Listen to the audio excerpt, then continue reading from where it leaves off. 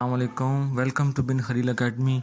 Dear students, आज की इस वीडियो में हम rectification of error in accounting transactions को देखेंगे, उसको सीखेंगे कि इसको कैसे रेक्टिफाई करना है। ये हमारा टॉपिक नंबर 8 है, उसका part 1 for the college accounting students. तो इसमें हमने देखना है कि अगर एंट्रीज़ में कोई एरर हो, रेक्टिफाई कैसे उसको करेंगे अकाउंटिंग ट्रांजैक्शन के अंदर। इसमें मेकिंग ऑफ सस्पेंस लेजर भी होता है, लेकिन वो हम इस वीडियो की पार्ट बी में सस्पेंस लेजर का बताएंगे। इसमें सिर्फ रेक्टिफिकेशन ऑफ एरर जो है बाय जनरल एंट्रीज़ हम सीखेंगे। उसके अंदर सस्पेंस एंट्रीज आएंगी, लेकिन उसका हमने लेजर अकाउंट इस वीडियो में नहीं बनाना, वो नेक्स्ट इस वीडियो के सेकंड पार्ट में हम देखेंगे। तो सबसे पहले please subscribe our channel Bin Khalil academy for more interesting videos and update. तो सबसे पहले हम इसमें आपको बताते हैं कि हमने एक्सप्लेन करना होता है रफ वर्क में स्टूडेंट्स ने कि इसको हम रेक्टिफिकेशन ऑफ एरर में जनरल एंट्रीज़ को कैसे पास करते हैं। ये क्वेश्चन का पार्ट नहीं होता, ये रफ वर्क होता है। अगर कोई स्टूडेंट अपने तौर पे डायरेक्ट एंट्री जनरल में कर सकता है रेक्टिफाई एंट्री, तो ये रफ वर्क ना करे, लेकिन मोस्टली स्टूडेंट्स को ये समझने के लिए या एग्जामिनर को समझाने के लिए ये रफ वर्क करना ज़रूरी होता है। कि इसमें हम देखते हैं कि सबसे पहले करेक्ट एंट्री एक्चुअल में उस काउंटिंग ट्रांजेक्शन की क्या होनी चाहिए थी, जो कि अब रॉन्ग हो चुकी है। तो रॉन्ग एंट्री को देख के करेक्ट एंट्री को माइंड में रखते हुए फिर रेक्टिफाई एंट्री हम पास करते हैं, जो कि हम यहीं से पोस्ट कर देते हैं जर्नल के अंदर, जो कि हमारी फाइनल रिप्रेजेंटेशन होती है। अब हम क्वेश्चन की तरफ आते हैं। ये हमारा बेसिक प्रॉब्लम है, इसकी ट्रांजैक्शन हम देखेंगे जो विदाउट सस्पेंस लेजर। इसके अंदर सस्पेंस की जनरल एंट्रीज तो आएंगी, लेकिन हमने उसका फिलहाल टी अकाउंट जो होता है लेजर अकाउंट, वो इस वीडियो में नहीं बनाना, वो इसके बी पार्ट में हम देखेंगे। सबसे पहले transaction number 1, sales book has been undercast by 400। अब सेल्स की बुक में 400 कम इंटर हुए हैं जो कि अंडरकास्ट हैं।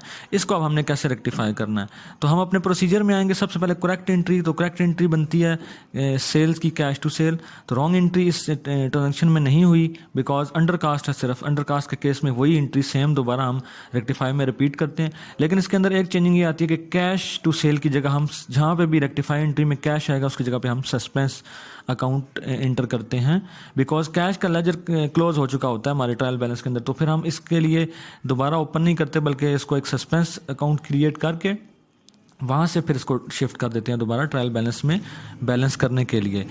तो अब हम अपनी ये रेक्टिफाइंग एंट्री पास करेंगे अपने जर्नल के अंदर। ये आपके स्क्रीन के ऊपर नज़र आ रहा है। सबसे पहले हम सस्पेंस टू सेल एंट्री कर देंगे ए पार्ट में, और लेफ्ट साइड पे आपको इसकी डिटेल शो हो रही है कि credit column of the trial balance was short by the 400 के साथ शॉर्ट था, जो कि हमने आप रेक्टिफाई एंट्री पास करके उसको करेक्ट कर दिया। इसकी नरेशन लिखनी ज़रूरी होती है। लेफ्ट साइड पे जो डिटेल है वो जस्ट समझने के लिए वो लिखनी ज़रूरी नहीं होती। सिर्फ being undercasting of sale book now rectified, सिर्फ ये हम नरेशन लिखते हैं। इसके बाद सेकंड इसके ट्रांजैक्शन पे आते हैं। Cheque drawn for wages of 1020 was wrongly posted to wages account as 1002। अब ये भी हमारी सेकंड ट्रांजैक्शन है। इसके अंदर भी अमाउंट रॉन्गली पोस्ट हुई है। करेक्ट एंट्री होती है वेजेस टू कैश। अब इसमें भी रॉन्ग एंट्री नहीं पास हुई, जस्ट अंडरकास्ट का केस है। तो वेजेस के अंदर जो अंडरकास्ट हैं अमाउंट, ये नीचे वर्किंग भी आपको स्क्रीन पे नज़र आ रही है कि 1020 में से 1002 माइनस करें तो 18 रुपीज़ के साथ अंडरकास्ट है वेजेस अकाउंट। इसको हम 18 रुपीज़ के साथ एंट्री कर देंगे। तो वेजेस टू कैश के बजाय अब हम कौन सी एंट्री करेंगे, वेजेस टू सस्पेंस। इसको अब हम अपने जनरल के अंदर रिकॉर्ड कर लेंगे, वेजेस टू सस्पेंस, और being wrong position posting to wages account now rectified 18 rupees के साथ। ठीक है, debit column of trial balance short था 18 के साथ, जिसको अब हमने रेक्टिफाई कर लिया। थर्ड एंट्री पे आएंगे। थर्ड एंट्री में हमारा furniture purchase for 1040 has been debited to purchase account. जब भी हम कोई एसेट परचेज करते हैं तो एसेट के अकाउंट में डेबिट होता है। इस एंट्री में बाय मिस्टेक परचेजेस का अकाउंट डेबिट हो चुका है, और वो भी रॉन्ग एक्स्ट्रा अमाउंट के साथ। ओवरकास्ट का केस भी है साथ, और रॉन्ग एंट्री भी है। अब इसके प्रोसीजर में आएंगे। करेक्ट एंट्री इसमें होनी चाहिए थी furniture to cash. Wrong entry pass हो चुकी है परचेजेस टू कैश। अब परचेजेस को वापस हमने ख़त्म करना है, तो परचेजेस डेबिट हो चुके हैं, उसको क्रेडिट करेंगे डबल अमाउंट के साथ, तो वो करेक्ट हो जाएगी। और जो फर्नीचर हमने डेबिट करना था उसको नहीं किया, उसको डेबिट करेंगे। और जो दोनों का डिफरेंस है ये नीचे वर्किंग में आपको नज़र आ रहा है।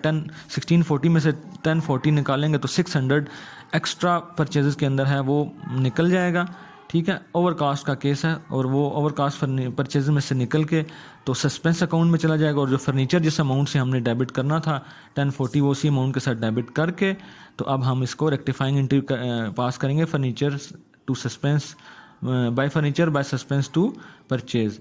अब इसको हम पोस्ट कर देंगे अपने जर्नल के अंदर, और 1040 फर्नीचर के आगे आ जाएगा, जो ओरिजिनल अमाउंट एंट्री किया है डेबिट फर्नीचर में।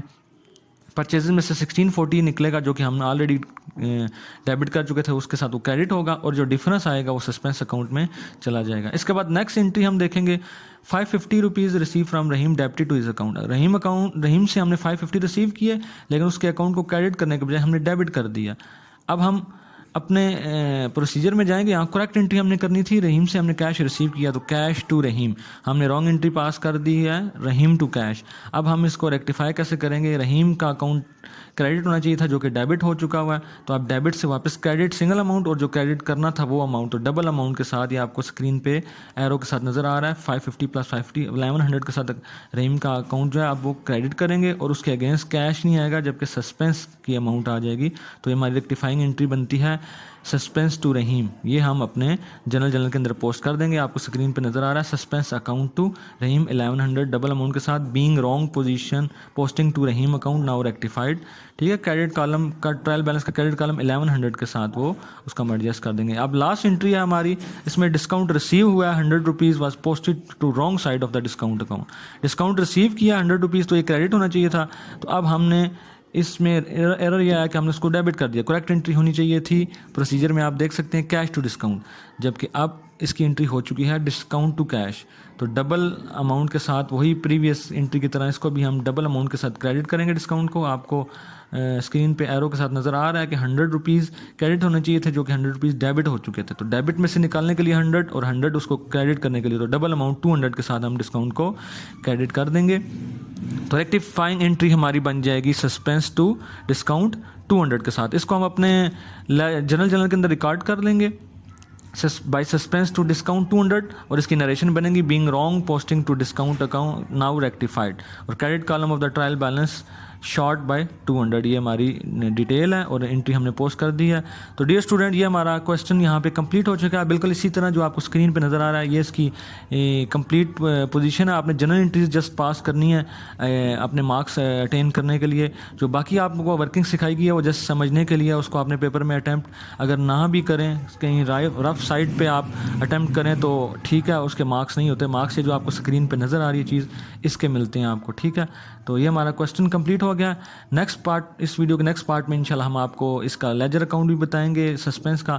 सो please keep watching Bin Khalil academy, subscribe it first for more interesting and educational videos. Thank you very much.